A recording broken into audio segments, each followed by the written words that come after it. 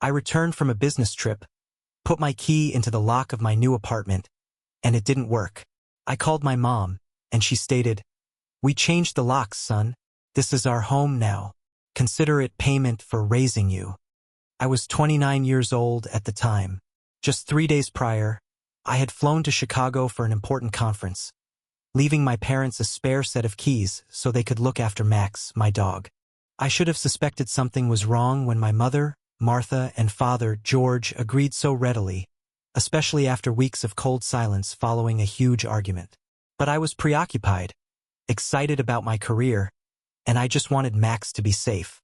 I thought, well, they are my parents. They wouldn't do anything truly bad. What a naive, cornered animal I was. I landed late on Friday evening, feeling incredibly drained but also exhilarated. The contract with my new client was signed, a promotion was practically guaranteed, and I was finally going home. Not to my cramped, stuffy one-bedroom rental where I pinched every penny, but to my own new, spacious apartment. It was the result of 3 years of absolute financial asceticism. 3 years I lived like a college student while 2 adult, able-bodied people, my parents, lived like landlords entirely off my income. George is 56. Martha is 54. They never held stable jobs.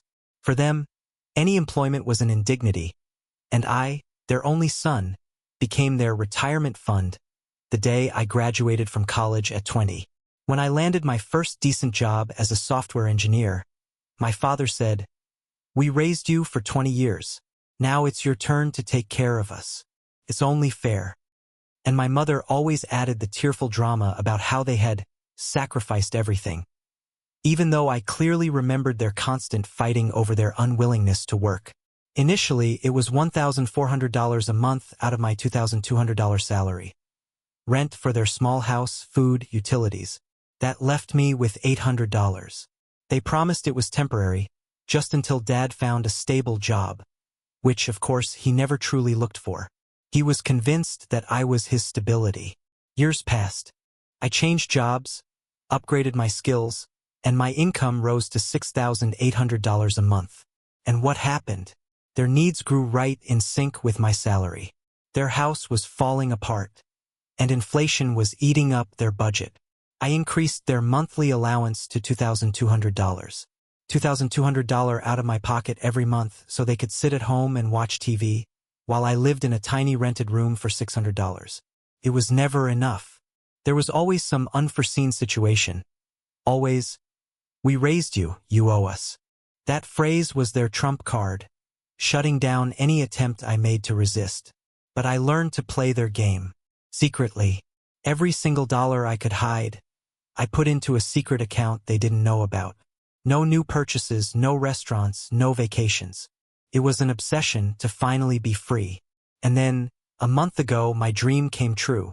I saved up $85,000 for a down payment and bought a 3-bedroom condo in a new, modern complex for $280,000. It was my salvation, my future. The monthly mortgage payment was only $800, which I could easily afford now that I was making decent money. I moved in, feeling truly alive for the first time in years. Naturally, they weren't happy. I invited them over, thinking they might show some small sign of pride. 3 bedrooms? Why do you need so much space all by yourself? George sneered, scanning the kitchen with a stone-cold expression.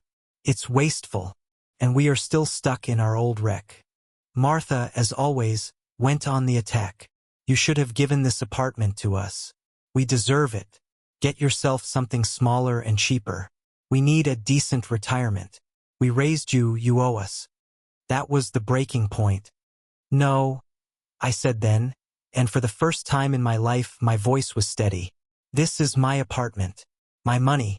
I will not give it to you, and I pay you $2,200 every month. That is more than enough.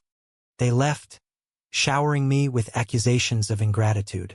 Following that, there were weeks of icy silence, punctuated by rare, dry calls. I continued to pay for their rental, but something inside me had already broken.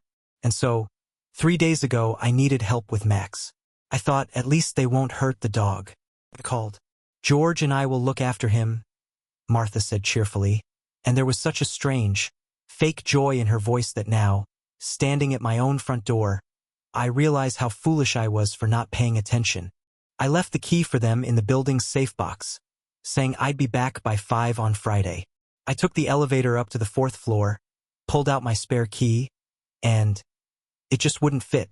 Well, it went in, but it wouldn't turn. I tried harder, thinking maybe it was stuck. No, the lock felt completely foreign. Then I heard voices. My parents' voices. They were inside. I knocked loudly. "Hello, it's Ethan. My key isn't working." Silence. I called my mom. She picked up on the 3rd ring. "Mom, what's going on?" "I'm outside the apartment and my key won't turn," I said, trying to stay calm. "We changed the locks, son. This is our home now. Consider it payment for raising you." I stood there, stunned by the phrase, gripping the phone. I could hear them talking to each other inside, as if they had planned this, as if it were their right. She picked up the phone again, and this time her voice was hard, devoid of any pretense. "We needed this apartment. The one we live in is too old. We deserve it. Get out of here and don't bother us." I stood there in total shock, desperately trying to process the magnitude of what had just happened. My parents had stolen my home. My brain short-circuited. I was standing in the corridor of my own building, the apartment I had clawed my way into with years of sacrifice, and the people who gave me life were telling me to get lost. The shock lasted only a few seconds, quickly dissolving into an arctic, dangerous coldness. This wasn't just about money anymore or guilt. This was outright betrayal. Theft. They didn't just want my cash. They wanted my future, my effort, my very identity as an independent man. The silence on the phone line was deafening after Martha hung up. I didn't call back right away. I needed clarity, not a screaming match. I looked at the door to my life, which was now sealed shut by their malice. I slumped onto the floor of the hallway, leaning against the wall, trying to breathe. For years, I had walked a tightrope, balancing my need to save myself with the crushing weight of their imposed debt. Every check for $2,200 I wrote was a painful admission of my weakness, my inability to break free from the narrative they had woven since childhood. "We sacrificed, you owe us." I was the ATM they kept stocked, and now, when the ATM finally moved to a better location, they decided to just steal the whole machine. The worst part wasn't the material loss, which was significant, but the vile, calculated way they did it. They used Max, my dog, as a bait. They waited until I was hundreds of miles away, securing my career, and then they executed their little coup. They saw my success not as a reason to be proud, but as an opportunity for bigger plunder. I stood up, the anger turning into a quiet, focused determination.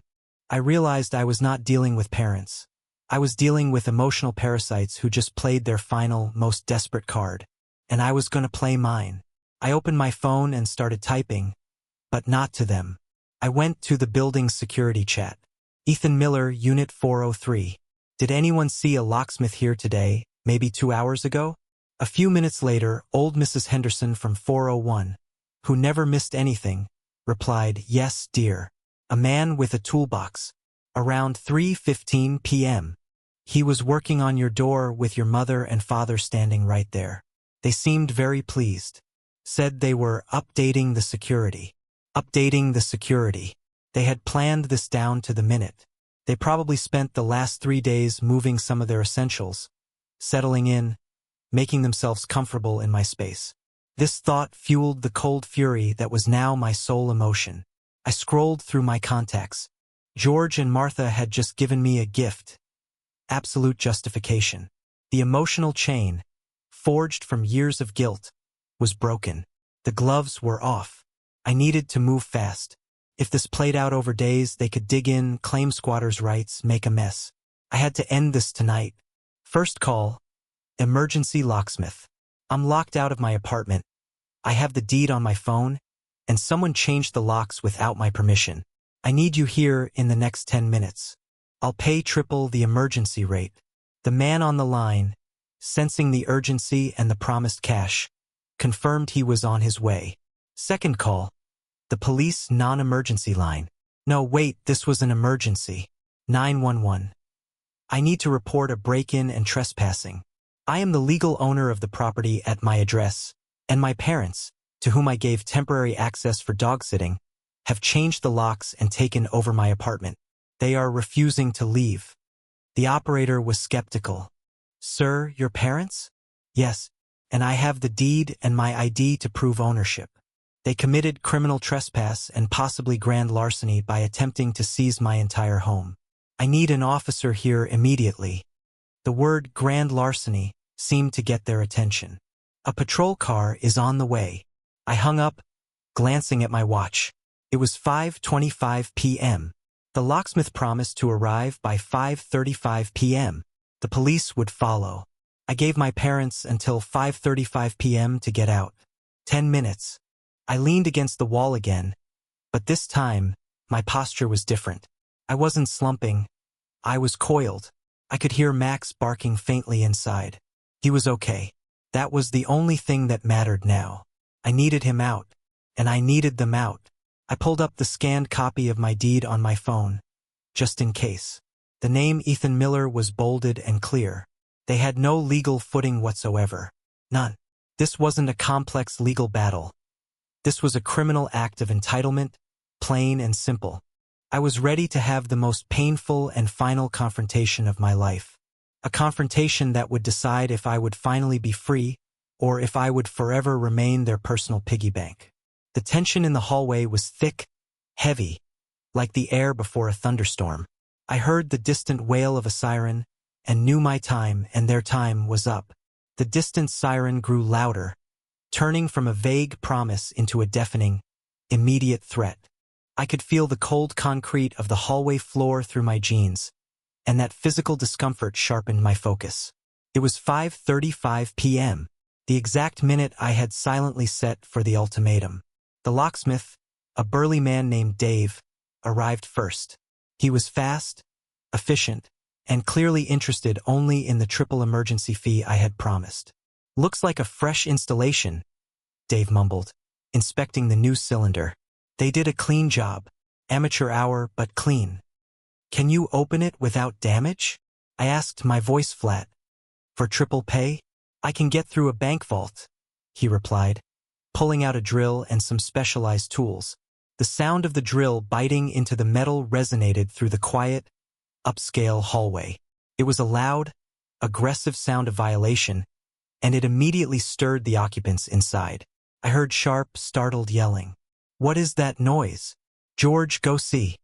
It was Martha's voice, shrill with sudden panic. Open the door now, or we will open it ourselves. I shouted, hitting the wood of the door once with the flat of my hand. The sound was a sharp crack. Go away. We called the police. Get away from our property, you ungrateful brat. George roared back. His tone was a mix of bravado and real fear, a fear that surprised me because it meant they genuinely believed their manipulation would work, even now. I already called the police, Dad. They're coming to remove you for trespassing. I corrected him, maintaining that dangerous calm. The sounds inside escalated. Scrambling, drawers opening and closing. They were probably trying to gather the things they had brought over the past 3 days. They had settled in, planning to stay permanently. That realization, that they had treated my hard-won home as their personal prize, made the fury simmer hotter in my chest. The drilling stopped. Dave wiped his brow, a smirk on his face. Done. Ready to turn. Just as he was about to insert the turning key, 2 uniformed police officers rounded the corner. Officer Ramirez, a young woman, and Officer Jenkins, older and clearly tired. The sirens, which had just been shut off, left a ringing silence behind. We received a call about a property invasion, Officer Jenkins stated, looking from me to the intact door, then to the locksmith with a drill. That's correct, officer, I said, stepping forward.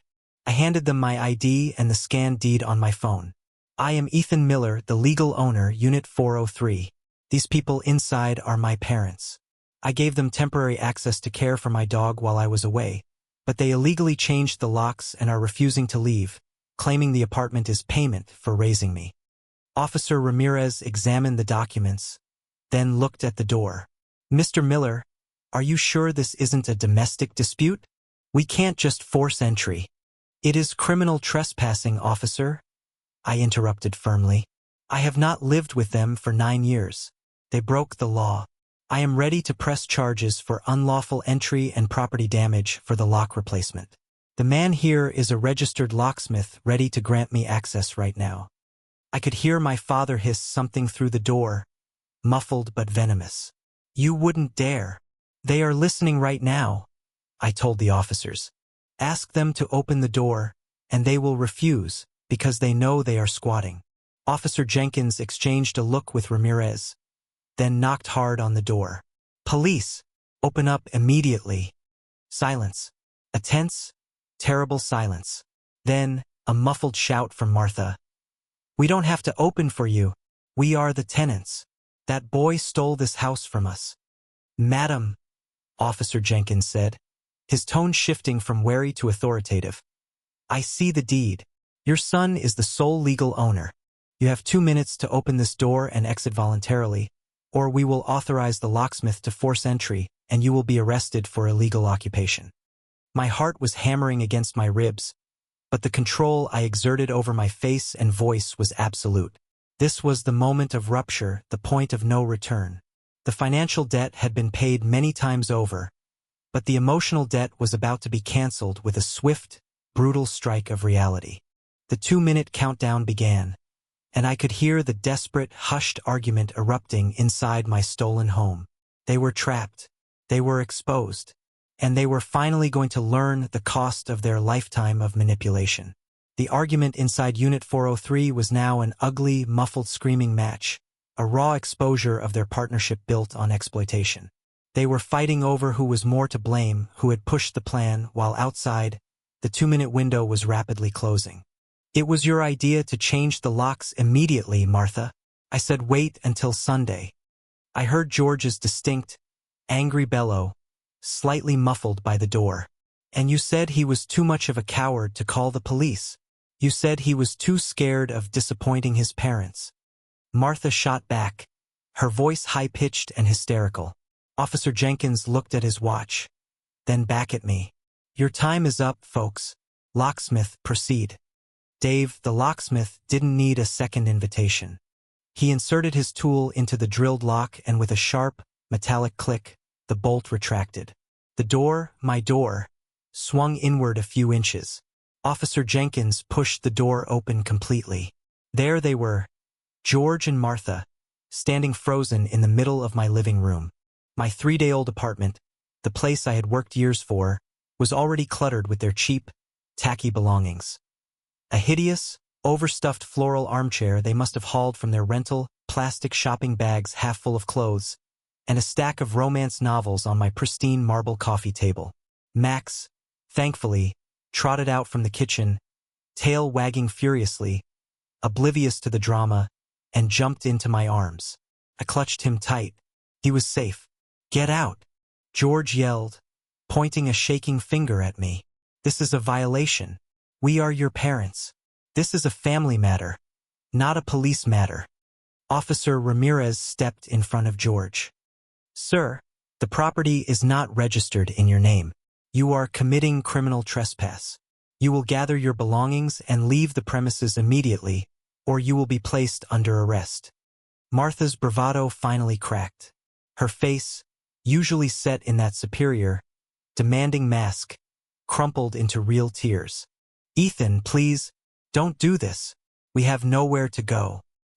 He's going to evict us from our rental. I stopped paying the rent for your house the moment I bought this place. Mom. I cut in, my voice devoid of warmth. I gave you notice that I was cutting off the financial support. You chose to invade my home instead of preparing for your own retirement. That was the crucial, terrifying pivot. They hadn't known I had stopped paying their rent. I had planned to tell them a week later, after I was settled and had time to prepare for the inevitable fallout. But their preemptive strike had forced my hand. George's face went white. You cut off the rent? The lease ends in 2 weeks. Where were we supposed to go? The fear in his voice was raw, not manipulative this time. It was the fear of a man who suddenly realized he was standing on air. I met his gaze steadily, my heart pounding a rhythm of finality. That, Dad, is a problem you and Mom finally have to solve yourselves. You are capable, working adults. I supported you for 9 years, paying over $200,000. That's more than enough. You gambled on my guilt and you lost. Martha lunged towards me, her face streaked with tears and fury. We raised you. We gave you everything. You think $200,000 is enough for a life of sacrifice? Officer Jenkins gently, but firmly, blocked her. Ma'am, step back. Make your choice. Leave on your own terms or in handcuffs. George looked around my living room at the new furniture, the wide windows, the view of the city. Everything that represented the life he felt entitled to. And then he looked at me, his son. This was the moment of the moral dilemma. They had to choose between accepting humiliation and poverty or doubling down on their claims and facing jail time. My mother stopped struggling and looked at me, suddenly quiet, her eyes piercing mine. If we leave, Ethan, she whispered, her voice dangerously soft, we will be homeless. You will be responsible for putting your parents on the street. Are you ready to live with that guilt for the rest of your life? It wasn't a threat. It was their ultimate guilt trip, thrown one last time. And for a split second, I faltered. Could I live with this? But then I looked down at Max, safe in my arms, and remembered the icy phone call, the changed locks, the total lack of respect. The guilt instantly vanished, replaced by the grim knowledge that they had made this choice. Not me.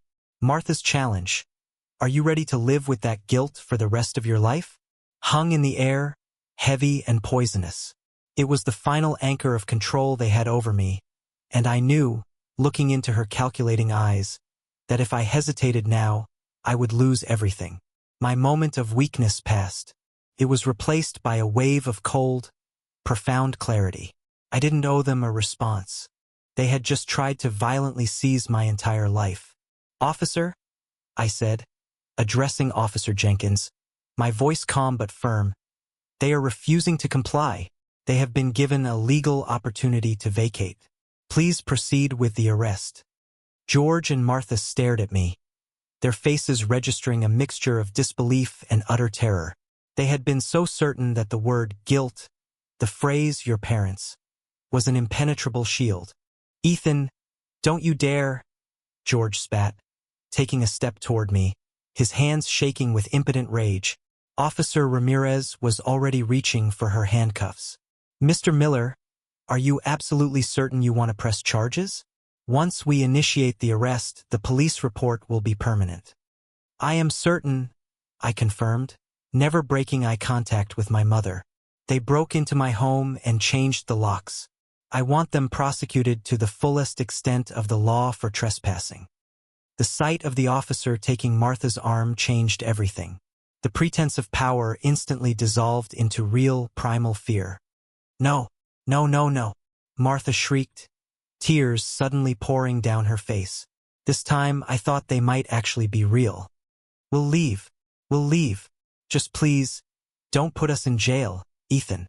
We'll go. George immediately capitulated, his bravado gone.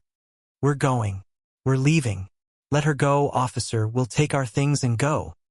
Officer Jenkins sighed, looking at me. Mr. Miller, if they vacate immediately and you agree not to press charges for criminal trespass at this moment, it would simplify things.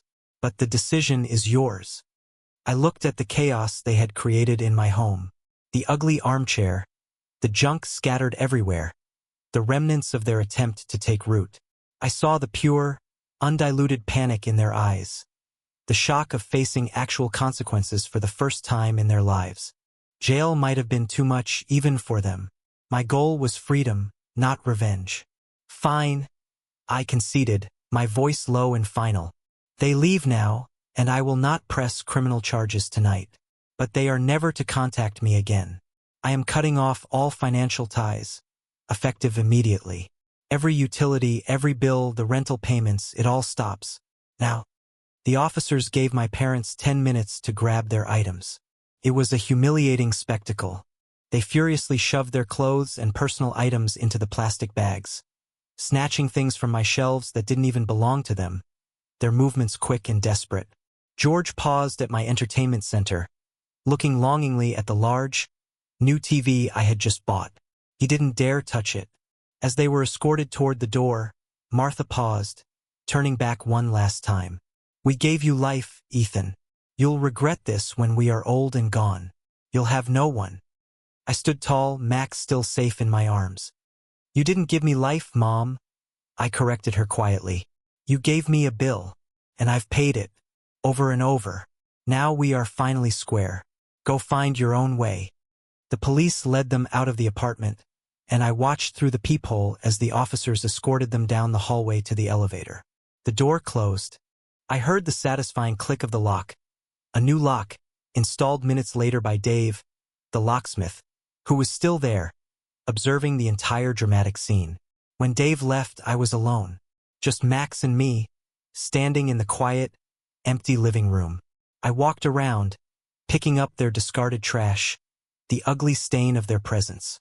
I felt no triumph, no joy, only a crushing, silent emptiness, like the aftershock of a severe earthquake. I had won the battle for my home, but I had lost my family, or perhaps I had simply accepted that they had been lost to me long ago. I finally sat down on my couch, the deed for the apartment resting on the cushion beside me. It was mine. The weight had lifted. I was free of the $2,200 monthly drain, free of the endless emotional blackmail, free to build my own life, my own future. But as Max curled up on my lap, I realized the ultimate, chilling truth. The freedom I had fought for wasn't found in the lack of guilt, but in the acceptance of its futility. They had taught me that parenthood could be transactional, a debt to be collected.